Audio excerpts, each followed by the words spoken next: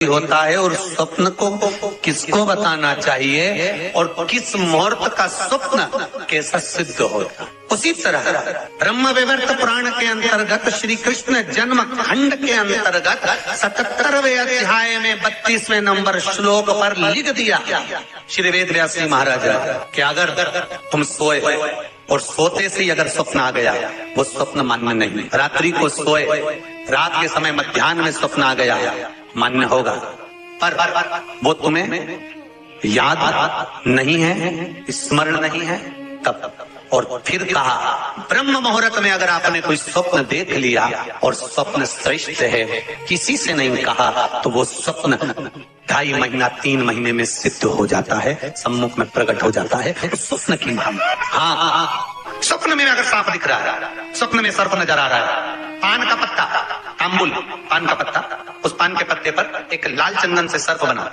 और सर्प बनाकर उसका शिव मंदिर में स्पर्श कराकर बहते पानी में छोड़कर आ जाइए, सर्प दिखना बंद। स्वप्न में कभी नहीं दिख सकता सर्प का। आज भी नियम है, शिव जी की बारात निकली थी, सामने से अर्थी आई थी, तब शंकर की बारात निकली थी। हिंदू धर्म की रीति है, आज भी आप कोई अच्छा काम करने जा रहे हो, सामने से अगर मुर्दा आता दिख जाए, अर्थी आती दिख जाए, समझ लेना तुम्हारा काम सफल हो जाएगा, तुम्हारा कार्य सफल हो जाएगा। समझ लेना, आज भी नियम है, सामने से मुर्दा आते दिख जाए तो कार्य सफल है। दिन में देखा हुआ स्वप्न कभी सिद्ध नहीं होता। स्वप्न में किसी मरे हुए व्यक्ति को देख लो, समझ लो कि आज कोई अच्छा काम होने वाला है। किसी अपने व्यक्ति को मरा हुआ देख लिया, समझ लेना उम्र बढ़ गई। तो इसका मतलब ये नहीं है कि तुम शमशान के पास घर बना लो। हाँ, तुम्हारा क्या भरोसा, तुम सोचो सियोर वाला महाराज बोला है कि मुर्दे को देखो तो काम सफल होता है, तुमने कहा अपन मकान ही शमशान के पास बनाएंगे, अपन तो प्लाट में कर देंगे, तुम्हारे रोज आता जाता मुर्दा दिखेगा।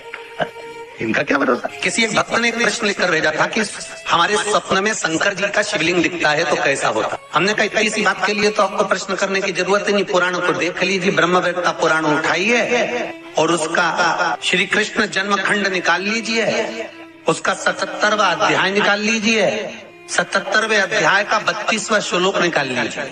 ब्रह्म मुहूर्त में तुमने देखा, सुबह का समय है, तुम्हारी बुद्धि में, तुम्हारे विवेक में अगर शिवलिंग का दर्शन हो गया है।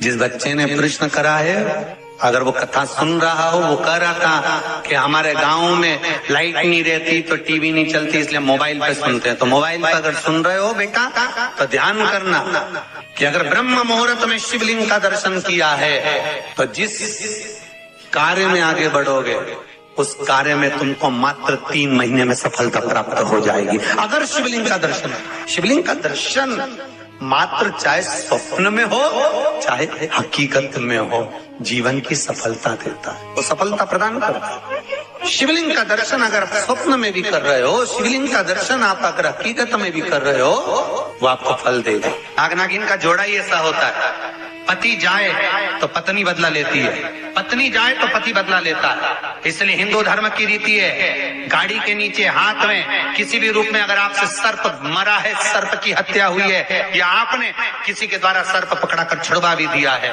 तो निवेदन रहता है चांदी का एक नाग नागिन छोटा सा बनाकर, छोटा सा उसको शक्कर के कलश में रखकर बांध कर शिव मंदिर में रखकर आ जाइए, उसको दे दो शिव बाबा को कि अब हमारी तरफ से हमने हाजिरी लगा दी, हमसे दुख, हमसे गलती हुई, हम क्षमा चाहते हैं। गलती मनुष्य से होती है, मानव से होती है, हो गई गलती, अब आपको साथ याद रखिए। जिनको स्वप्न में सांप दिखते हो, सर्प नजर आते हो, या घर के बाहर या घर के अंदर बार बार सांप आते हो, तो भगवान शंकर की 5 लड़कियों का नाम लेकर पान के पत्ते पर चंदन से 5 सांप बनाकर शंकर भगवान को छुलाकर जिसको स्वप्न दिखते हैं उसके ऊपर से 21 बार उसार कर बहते हुए पानी में डाल दीजिए, स्वप्न में कभी सांप नहीं नजर आएंगे।